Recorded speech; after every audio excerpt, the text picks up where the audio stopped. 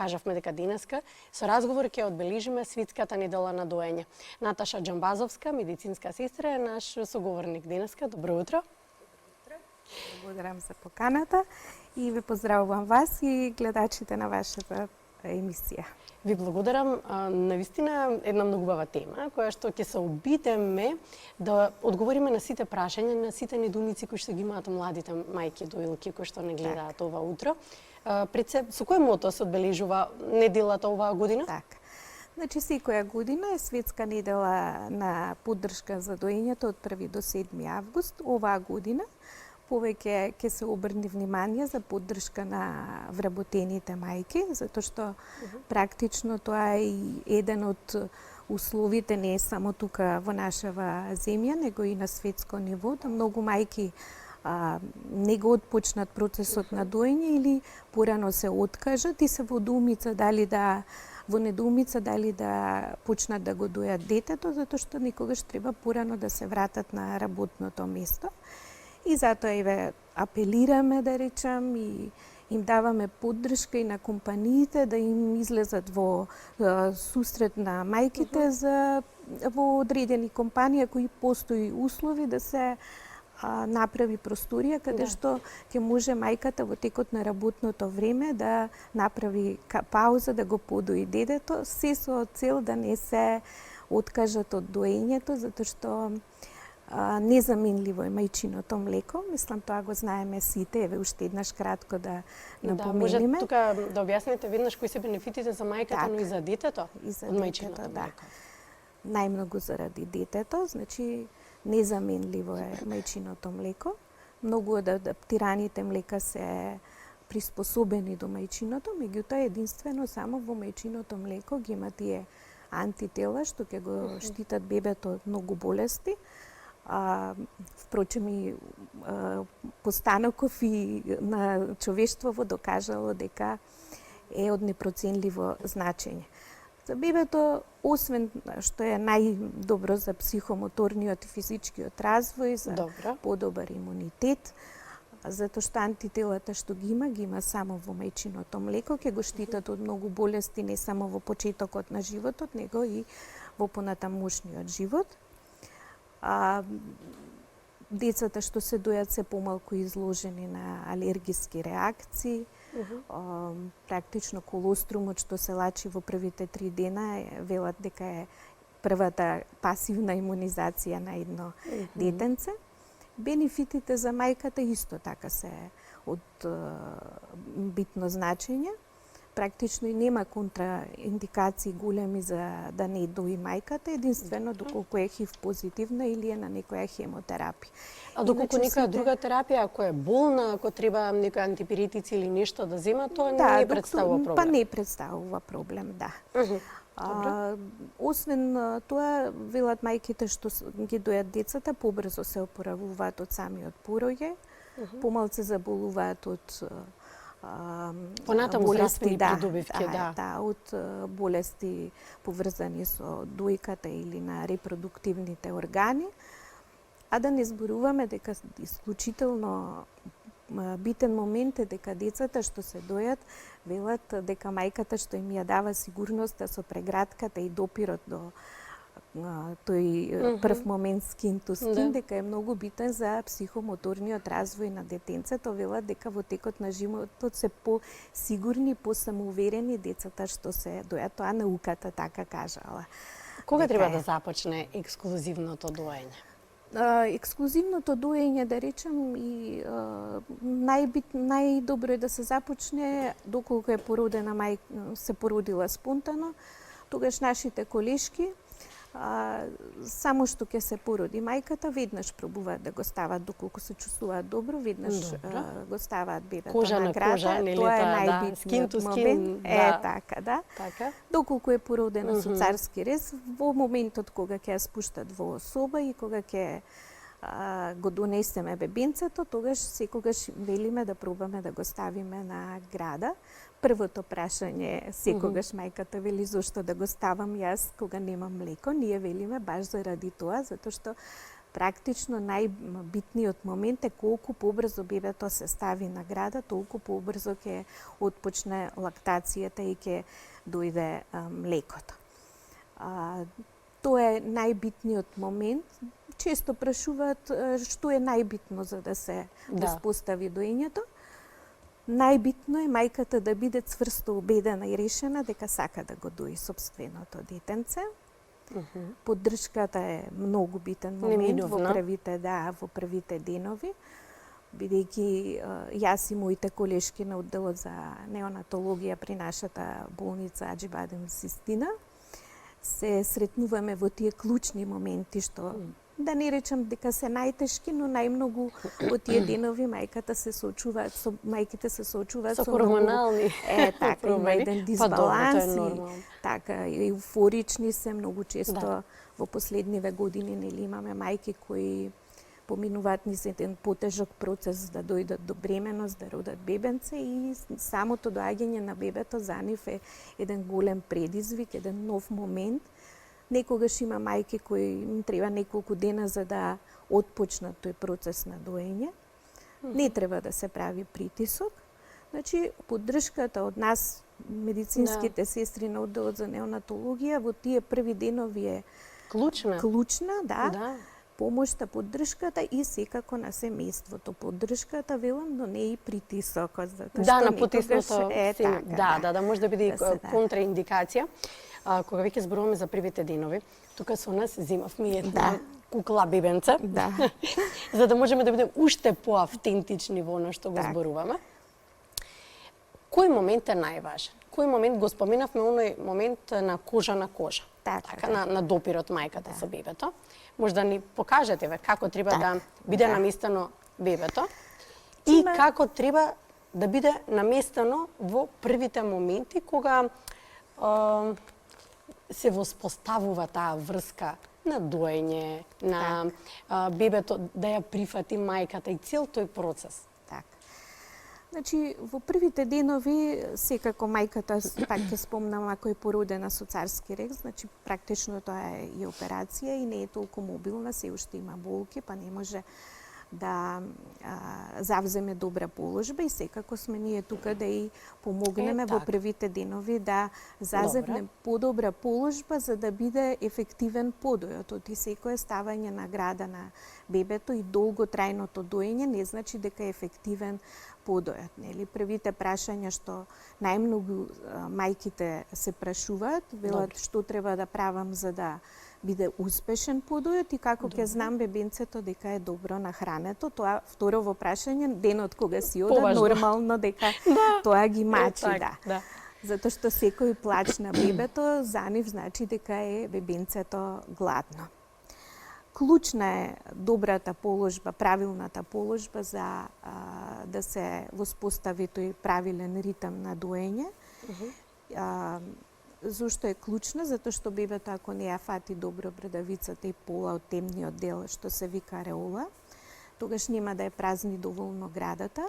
Тоа и во подминати месеци се случува некогаш да ми се јават, да ни кажат ми е топла градата, збручена, значи зошто што се случило и ние ги прашуваме, нели?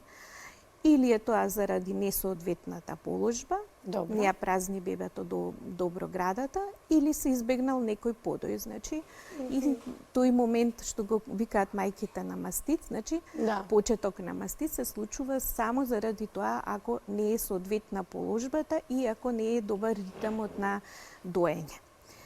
Значи во почетокот, бидејќи мајките не се многу мобилни, таа положба во лежечка на страна. Дали треба мајката да чувствува комфор?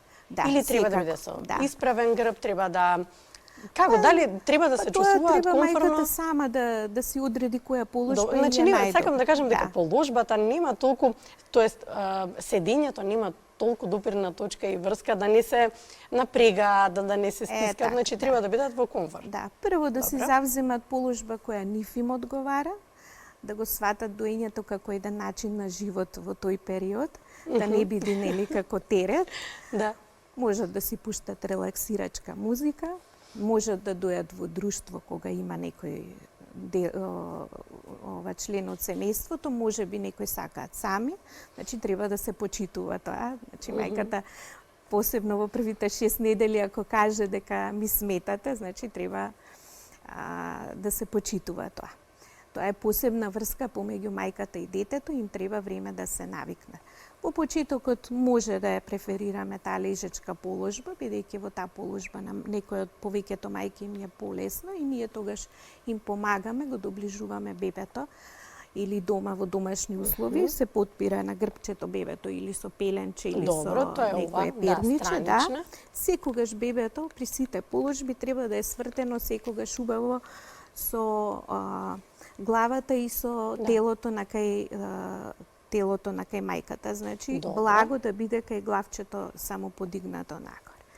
Битно е, многу е битно, значи опфаќањето на брдавицата, посебно долниот дел да биде повеќе во устата на бебенцето и устните на бебето да бидат надвор, а не навнатре.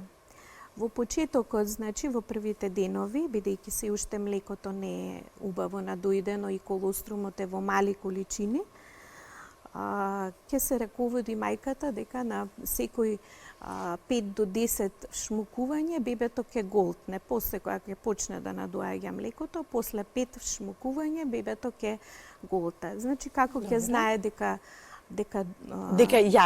јаде бебенцето. Значи ќе се раководи по тоа ако градата е празна после подојот, ако бебето додека цица ги мрда ушињата, тоа значи дека работат мускулите вилицата. Да. Убава асоцијација, добро. Да, по тоа и не треба да чувствува континуирано болка. Може би на почетокот кратка болка да осеќа, но не континуирано болка. Тоа значи дека не е добро ја има опфатено градата бебенцето. Ако се случува тоа, треба да го тргне бебенцето. Ако не може во почетокот, јас повеќе би зборувала за периодов кога е кај нас во болница, во тој случај треба да побара помош за повторно да се стави на града. Значи не треба континуирано да чувствува болка при самото доење. И сега имам тука едно подпрашање, дали е нормално да се јави во првите денови крварење? Да, тие ги викаме рагади. Добре. Се случува, пак ќе речем, тоа е заради несоодветното поставување. Во самиот процес на доење, бебињата во почетокот повеќе спијат од што влечат, и ние им викаме, треба бебето да цица, па 5 секунди да се одмори, доколку не продолжува, треба со мајката да го потсетува бебенцето, а не да ја трга градата. На брадичката или како? Да, на брадичката, значи тука на делот кај вилицата. Значи да не го трга бебенцето. Секое тргање од градата за да го потсети, ја фаќа на пола и тогаш доаѓа до појава на рагади, разранување и тоа е малце болно. Во тие случаеви ние советуваме може да ги намачка брадавиците со малце колострумче да истисне или има на пазарот многу креми кои помагаат. Да, кои што леснуваат. Да, на база на лансинох и тие помагаат многу во обновување на кожичката на брадавиците, да ги сушат, доколку се појави крв, да не се плашат. Бебето и да земи таа крв, не може да ја обработи, ќе ја изфрли. Впрочем и при самиот пороѓај бебето може да голтне од плодовата вода и течности, па во текот на првиот ден ја изфрла, значи да не се обесхрабруваат. Во тие случаеви, значи, доколку многу крвари, многу е болно, освен ова што кажав да ги мачка мајката брадавиците, им советуваме може еден подој два да се на таа страна да се паузира и на крај, ако веќе и тоа е многу тешко, тогаш им советуваме во првите денови да продолжи доењето со силиконска брадавка. Таа малце ќе им помогне, нема толку да ги боли, значи во никој случај да не се откажува, тоа не е причина да се откажат од доењето. Чинам дека ништо не е причина во тој процес. Сакав да потпрашам, ти споменавме колку време треба да трае. Колку време треба да трае? И дали веќе кога ќе се навикне потоа бебето и мајката, тие подои се кратки и чести? Значи во почетокот не треба да се водат мајката што одлучила да го дои детенцето не треба да се води по тој часовник, да го става бебето кога ќе посака, кога ќе надојде млеко, подојот треба да трае подолго. Зошто на една страна, зошто да трае подолго? Можеби во почетокот советуваме да трае пократко, заради овие причини да не ги разранува брадавиците, да речеме по 10-15 минути на велите страна. почесто, пократко и почесто. Да, почесто. Добро. Коно кога ќе надојде млеко, советуваме посебно за дома, подојот да трае најмалце 20 минути доколку е активен подој тој ритам, да речем да цица па 5 секунди да се одмори па да продолжи.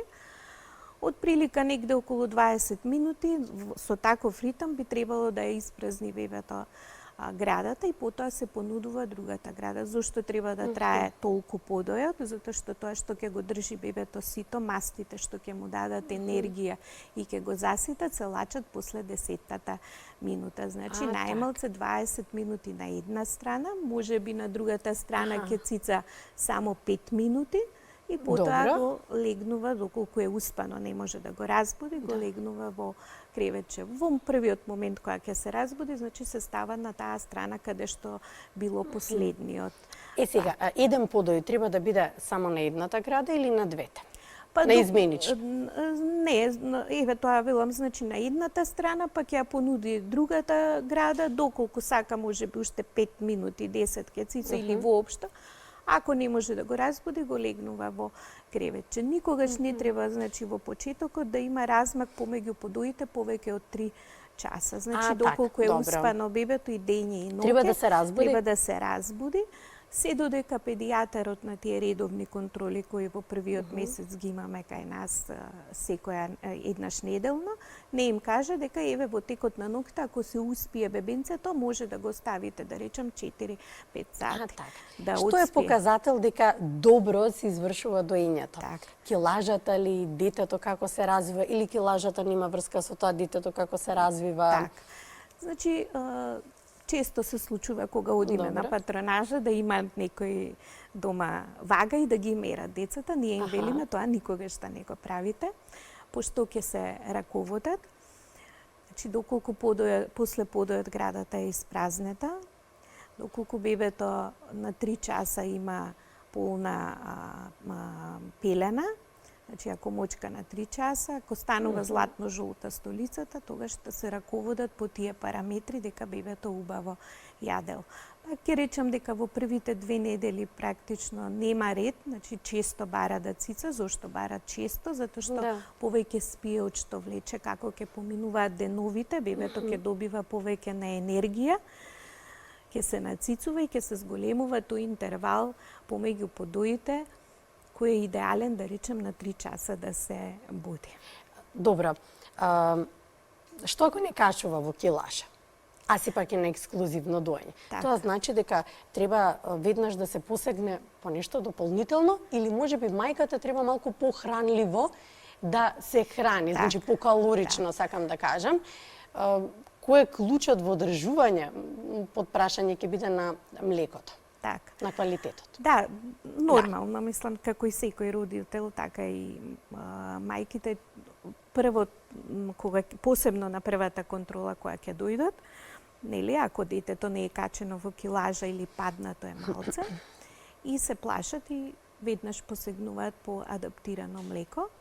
Кај нас педијатрите велат да почекаме малце, што треба да прават во тие моменти. Значи, прво, ако се случи тоа, значи прво одат на педијатар, педијатарот им советува што треба да прават, доколку бебето се родило во една со добра родилна тежина, значи веднаш да не се почнува со адаптирано млеко.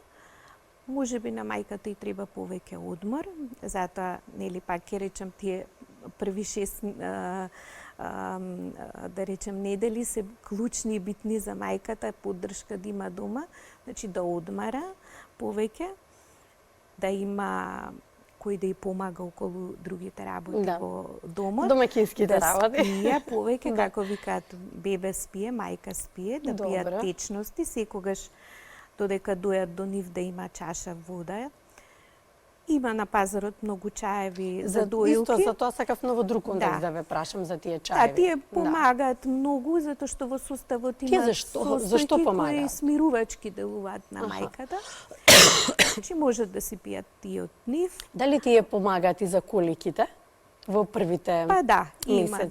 да, во прво. Меѓутоа и појавата на грчевите исто така е поврзана со тој правилно поставување на града на бебе, доколку бебето при цицањето влече повеќе воздух, постои можност да има поизразени грчеви бебинцето. Така да, пак ќе речем, многу е клучна положбата како е детето поставено и како е има опфатено градата. Не само тоа, туку сакав да прашам дали по секој подој е правилно, сега за митови за вистина Така, околу да. одењето, дали е правилно детето со стомакот да се легнува на градите на мајката, со тоа што стомачето ќе се загрева и ќе се намалат грчевите. Дали е тоа правилно? После подојот секако советуваме да се придржува бебенцето исправено. Може да се придржува, значи едната рака ја ставаме секогаш под вратот, може да биде во оваа положба, може да биде вака исправено бебенцето, а исто така може да биде благон или на стомакот потпрено на мајката, нели главчето на страна. Го придржува неколку минути.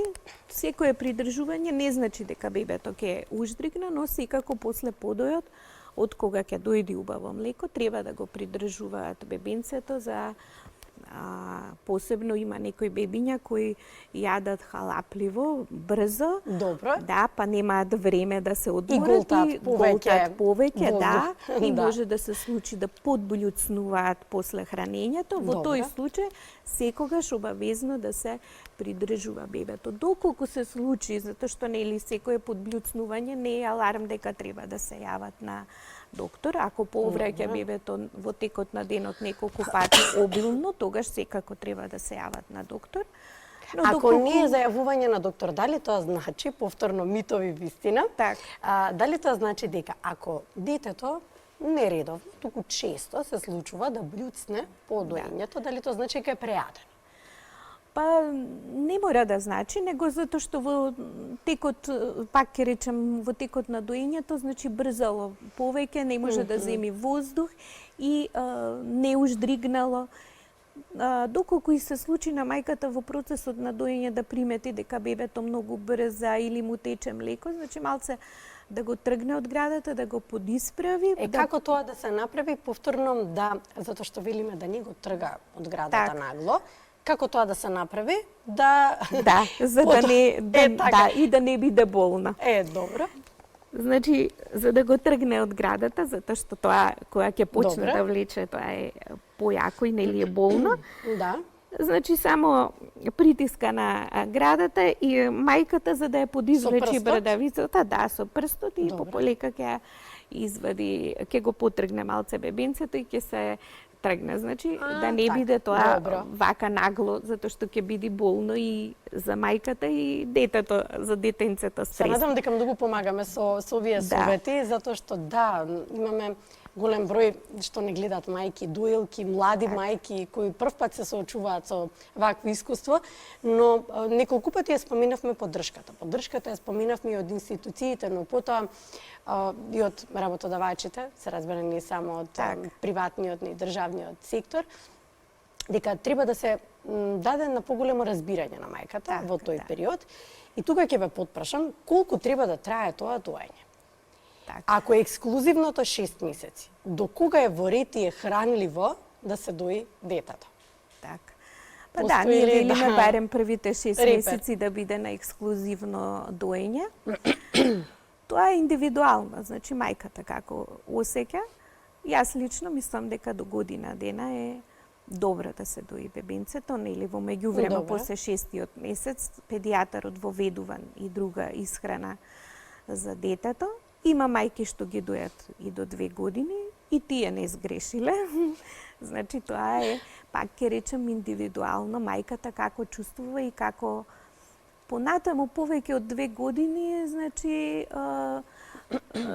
нели често викат плаче сака, јас мислам дека тоа повеќе зависи од мајката, дека таа не може да се оддели од Да, дека приврзаноста е веќе поголема од дозволеното. Али пак ќе речем индивидуално. Значи не сгрешиле ни мајките што ако го прекинала тој процес на доење, имало нешто зошто го прекинала. Да речем, но барем до година дена мислам дека е вака идеално. А дали потоа значи дека по година дена се намалува квалитетот или воопшто не треба да се зборува за квалитет кога е мајчиното млеко во прашање? Да. Значи не треба да се зборува за нели повозрастните знаат да кажат слабо или јако млеко и тоа навистина делува на самодовербата на мајката. Да. Посебно во почетокот, пак ќе речем во тие 6 недели, кога е најранлива, кога хормоните одат горе-долу, кога се соочува со новава состојба, да речем. Значи, тоа е прв момент што исто така мајката би можела да посегне и по адаптирано млеко. Не постои само малце или многу млеко. Затоа велиме честото доење ќе продуцираат повеќе млеко, да не се откажуваат. Првите 10 дена може би се навистина потешки, нели додека се воспостави добрата лактација, надојде убаво млеко. Да. Градите, да речем, во третиот ден најмногу имаат проблем со градите и често уште првиот ден велат мајките ми е страв да не направам мастит, дајте ми веднаш пумпа. Ние не советуваме веднаш пумпи да се дадат. Ќе ни останеше неодговорена. Да. Што советувате? Рачно измолзување или пак со помагала? Така. Добро, на нашиот оддел за интензивна нега, еве да спомнам неонатална интензивна, бидејќи заради состојбата на бебенцата, таму се предвреме родени бебенца, не можат да ги дојат, нели, мора да бидат во инкубатор во првите денови, ние тогаш им советуваме на мајките да се измолзуваат со пумпа, за така да стимулираат, затоа што не можат да направат контакт со бебенцето. И верувајте, има мајки што доаѓаат по 3 пати во денот, дури и за 5 милилитри млеко да остават за бебенцето. Значи, сакам да кажам дека и докторите, и сите, и општо луѓето знаат колка е неверојатна моќта на мајчиното млеко. Во моментот кога ќе одлучи докторот дека може да се храни со млеко, тогаш им се дава тоа млеко, бидејќи мајчиното млеко во фрижидер може да стои 2 дена, а на собна температура 4 часа. Значи, секоја полна града не значи дека е почеток на мастит. Третиот ден најмногу се соочуваат уште во болница мајките. Зошто? Затоа што тој ден најизразена е таа физиолошка жолтица кај бебињата и се најпопоспани, а тогаш нагло надоаѓа млеко. Знаат да кажат немам млеко, ама викаме ние може за неколку часа ќе се одморите и ќе осетите промена во формата на колку менуваат неколку часа. Да, ќе почне да почувствува како знаци на треска мајката, топла града, полна града. Во тие моменти, доколку бебето е навистина поспано и малце цица, во тие случаеви ние ако оцениме, ако е многу тврда градата, ставаме облоги, блага масажа, значи не треба да биде тоа јака масажа. Рачно некогаш ги измолзуваме и пумпа им даваме доколку навистина бебето е попоспано. Но тоа го советуваме тој ден кога додека почне бебето да станува. А не го препорачувате за понатаму? За понатаму не препорачуваме често, значи само во одредени моменти, ако мајката треба да оди негде и да остави млеко. Инцидентно. Или, така, инцидентно, или заради одредена некоја причина не е во близина на бебенцето. Многу често на мајките некој ќе им советува дека треба да цица бебето и потоа да доизмолзува. Да, тогаш се чекордомастит, затоа што продуцираат повеќе млеко од што е потребно, затоа што создавањето на млекото го контролира бебето, се создава онолку колку што му е потребно нему. Секое доизмолзување продуцираат повеќе млеко и тогаш се полнат повеќе каналите и може да настани, да речем, почеток на мастит. Значи, слободно доење, малце, пак уште еднаш ќе повторам, треба време за да се направи тој ритам на 3 часа да цица бебето, треба време. И затоа во првите денови поддршката на семејството е навистина многу битна, за да може мајката, нели, кога бебето спие и таја да спие, да се одмара, било да е ден, било да е ноќ, затоа што они не распознаваат што е ден, што е ноќе. Ви благодарам. Благодарам на советите, благодарам на одвоеното време и на вистина. Се надевам малце дека помогнавме. Да, тоа сакав да кажам, јас на вистина се надевам дека го задржавме вниманието, оти се обидовме да дадеме одговор на кратко, на многу недоумици кои што постојат особено кај младите мајки. Да, благодарам. Благодарам и на вас.